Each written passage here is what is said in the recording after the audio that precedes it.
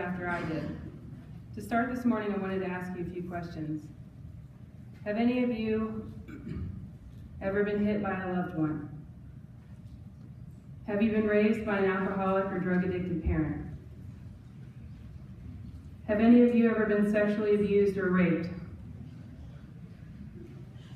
Have any of you suffered from anxiety, panic attacks, eating disorders, or depression?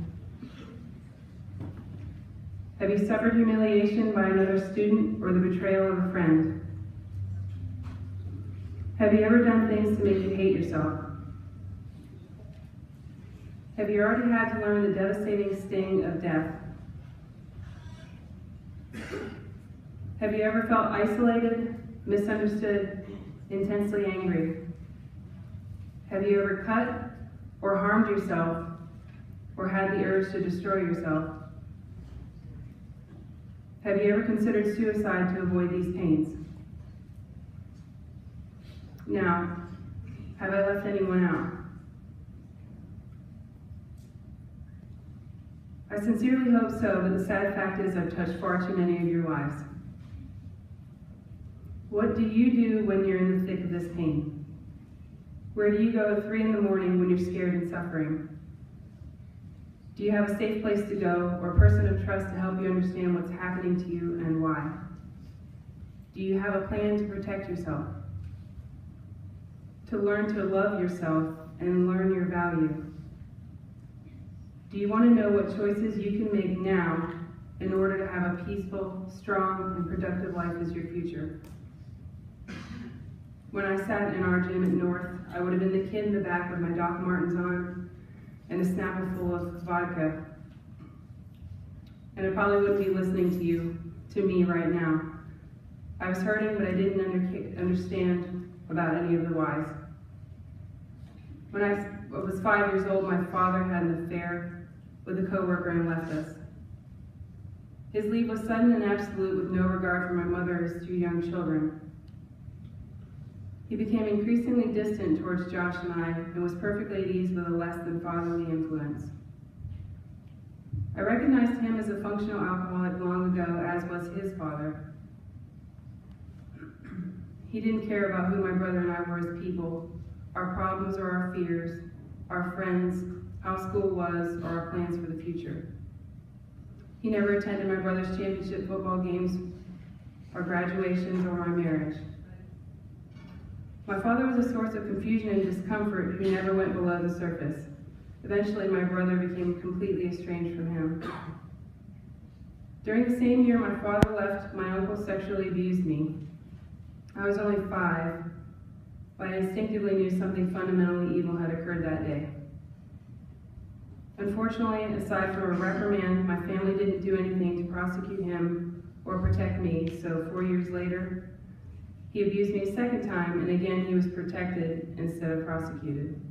And again, I received no support, no counseling, no justice. I believe dealing with the failure and neglect from my family has been a close second to dealing with the lifelong pain of sexual abuse.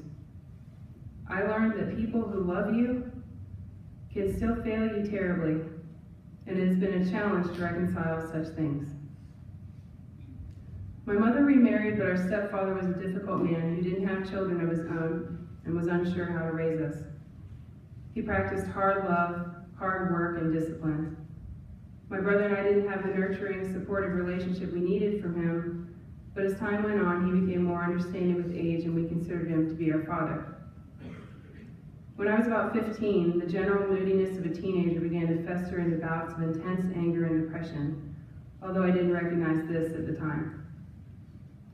I didn't sit around and think, man, I'm really pissed off today, or I'm feeling insanely depressed. It just was. I had things to be pissed off about, and it was starting to show. I had an increasingly difficult time relating to my family.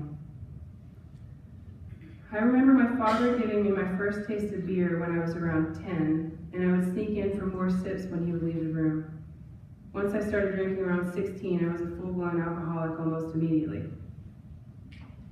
My body soaked up alcohol like a dry sponge, and my need for it became increasingly insatiable. I was in a world of pain for reasons I didn't yet fully understand, but I know now I was also genetically predisposed to alcoholism, making for a perfect storm. Also, when I was 16, I fell in love with a guy at school. He was one of the most extraordinary people I've ever known, but he was also one of the most broken. His father abandoned his family when he was 3, the same year his identical twin brother died. His mother was a drug addict who pushed the drugs onto her children, and his stepfather, the only father he ever had, died in a car accident just down the road from North when we were 17 years old. Just like myself, he was filled with pain and had no emotional or familiar support, and our lives were like trains about to derail. From alcohol, we moved on to pills, cocaine, meth, crank. I took drugs for a while, but alcohol was my drug of choice. One day it occurred to me I hadn't had my period for a long time. I was 18 and pregnant, and having a child didn't even seem like an option for two addicts in as bad a condition as we were. The alcohol kept my mind hazy enough to get through the experience of an abortion. I had been almost 12 weeks pregnant, and all that time I had been using alcohol heavily and undoubtedly causing damage to the fetus. I used that as another excuse as to why I had to clean up the mess I had made in this manner, but I can tell you that aborting that child was a decision that ate me up from the inside out for the next several years. The guilt dissolved my heart and further shredded my life to pieces. If you get yourself into this situation, you need to find help and you need to educate yourself before making any decisions. My boyfriend was arrested for drug theft, and before his probation was over, he was arrested again and sent to prison for 9.5 years. While I believe in one way prison saved his life, it also stole it in many others. I found myself in the unusual and extraordinarily painful situation of loving someone in prison. He was released after 8.5 years, but unfortunately, he never learned how to overcome his dishonest, addict mentality, and our relationship was over. By age 19, I had lost my home, my job, my car, my health, my relationships. I crashed my car into a ditch, and the next year I clipped a telephone pole and was charged with DUI. I was cutting my arms with razor blades in an effort to relieve the pain that I was feeling. Cutting felt like a release of internal pressure. It felt like a different kind of pain to focus on, rather than the old familiar pain I lived with. I didn't learn until later that self-injury is a common occurrence among those who have suffered abuse. In addition to alcoholism, cutting, and depression, I was now experiencing debilitating panic attacks. The first one began after I took a tainted drug. I didn't understand what these episodes were, and I had no help through them. Each time it happened, I thought something was wrong with my heart and I was dying, and it's a condition I'll have to manage for the rest of my life. Many people, understandably, need help to break free from drugs and alcohol. But after I made the decision to quit harming myself, I was able to stop on my own. I slowly learned how to take care of myself, but more importantly, I learned I was worth taking care of. As they say, I wasn't hurting those who hurt me, I was only hurting myself. The offenders couldn't care less about that. I learned about proper nutrition specific to my body and the relationship among body chemicals, stomach health, and mental health. I reestablished my connection to God and allowed myself to be forgiven, as well as embracing the near impossible task of forgiving myself. I found the right medication to stabilize my depression and anxiety, and I found a counselor I trusted who was helpful to me. I knew exercising was critical not only to my body, but to my brain, so I began practicing martial arts. And it was there in the karate dojo where I met my talented and kind future husband. We were married a year ago on March 3rd. My brother left me a voicemail that said he was doing well out in California. He was learning a lot, and that he hated the fact he had to miss our ceremony, but he promised to be there in August when we had the celebration. He ended like he always did. I love you, sister. The next day on March 4th, we received the call that my brother had died. While I had been able to eventually free myself from the anger I felt towards our father, my brother was not. Also, Josh felt powerless to protect the sister he loved so much from the abusive hands of our uncle. His pride, anger, and pain of rejection grew out of control after he began drinking around 17. Your teen years are actually a pretty fragile and formative stage, yet you feel the most invincible, which makes for a dangerous combination. One night at a party, his friends put pills into the beer he was funneling. Somehow, someone actually woke up early the next morning to find my brother blue and barely breathing. This particular episode he survived, but only by minutes. You would think such a near tragedy would jolt you awake, but if you don't repair the root of the cause, the wound cannot heal. After the overdose, my brother tried to right his course. He was friendly and well-liked. He was always a defender of the underdog or the less fortunate. He was a strong and tough guy with a warm heart.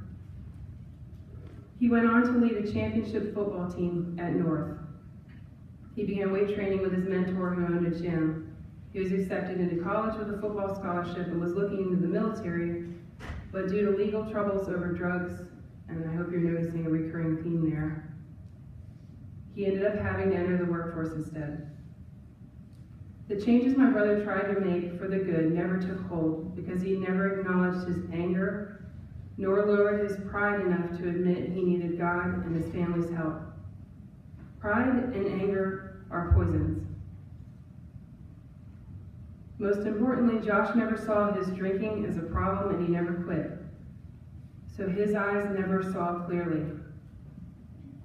And the ship of his life was never righted. He moved from job to job but failed to find peace and stability. He suffered shoulders and back injuries while on that championship high school football team.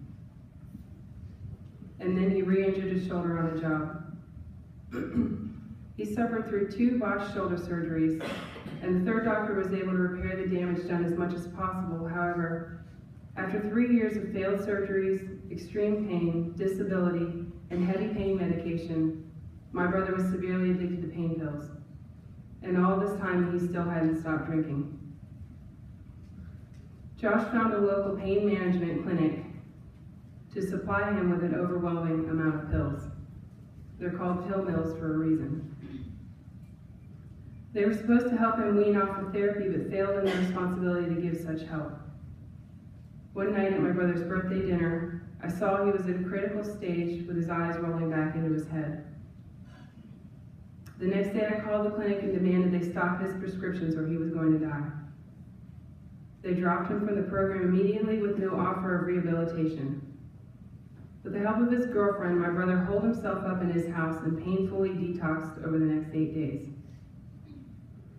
In the months after, he began to have full use of his shoulder and rebuild his strength after years of pain and little sleep. In 2013, Josh left for a job in California and was supposed to return home in 1 month. The job promptly fell through, and he found construction work out there instead. He had been gone for nearly a year and evidently wasn't able to stay away from drugs. 4 days after his birthday, my brother got up in the morning before work and decided to try heroin for the first time. With all the years of substance abuse, his body couldn't take anymore, and he slowly went to sleep. The girl he was living with failed to call 911. In an effort to save her own ass, she found someone to help her drag my brother to the car, drive him to the ER, but by then he was already gone. The coroner said Josh only had 1 needle mark on his body. My brother made his final choice that morning, and this time God called him home instead of saving him. I have no other siblings. I'm an only child now. My brother had always wanted children of his own while I have not. My mother will never have grandchildren. His future wife will not be my friend, and his future children will not sit around my Thanksgiving table. The stress and grief has been unbearable at times, and our faith has been supremely tested. I watched the sickening process of my mother grieve, as we still struggle to believe this loss is even a reality. Our family has been stolen and upended, and it will take years to accept this and forge a different kind of future. My brother did not win his fight. He didn't believe for a second he was going to die. He thought he was coming home the following month to really get his life started this time.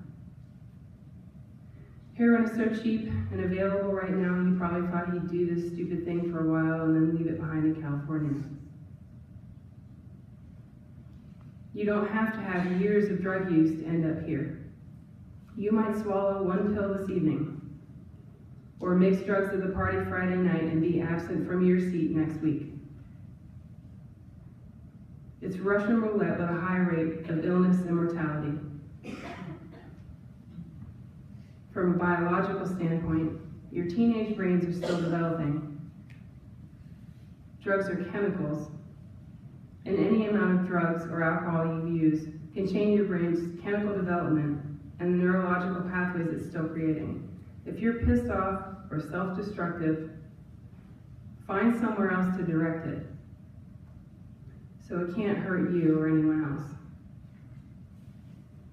Because let me tell you about the horrors of an overdose death, and you ask yourself if it's worth risking the emotional destruction you'll leave behind. I received a phone call from my stepdad, and he said, "You need to come home immediately." Instantly, I was covered with sweat and shortness of breath. I asked, "Well, are you and Mom okay?" "Yes." "Granddaddy?" "Yes." "Josh?" "No." "Is he alive?" "No." This conversation replays on a constant loop in my mind. I will never be able to erase the howl of my mother's anguish from my ears.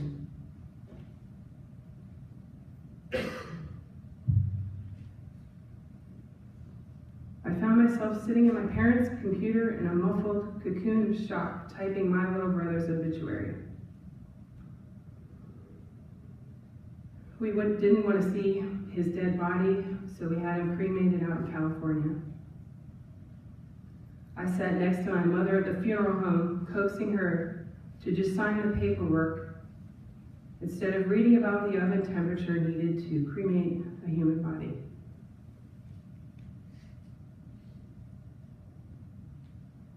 My stepfather is a postal carrier, and he chose to deliver my brother on his last ride home.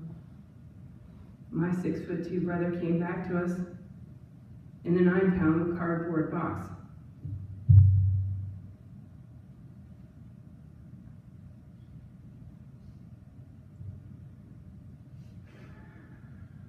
This is called We Are Hope Week. So I would like to leave you with some hope. First, I found my hope in God.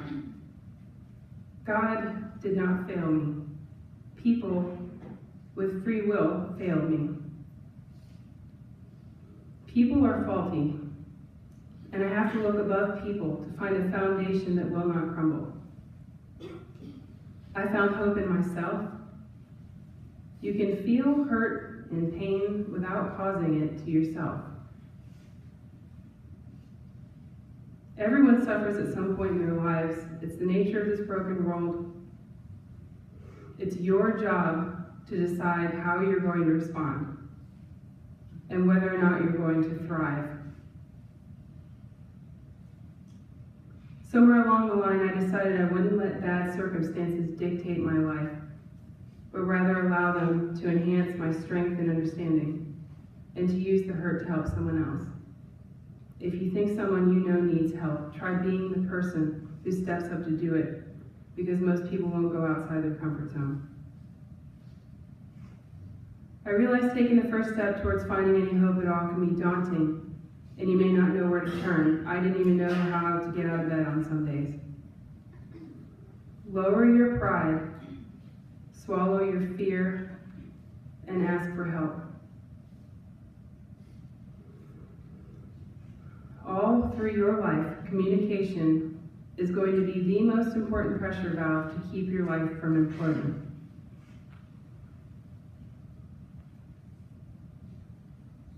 When it came to drugs and emotional issues, my parents were clueless. So if you can't get help there, look elsewhere. Ask your school counselor or find organizations around town to help. Hope RX, Anna's Hope, Safe Light, and Open Arms are all on Facebook. My brother would be simultaneously horrified and incredibly proud of me for speaking to you today. I wish he was here with me.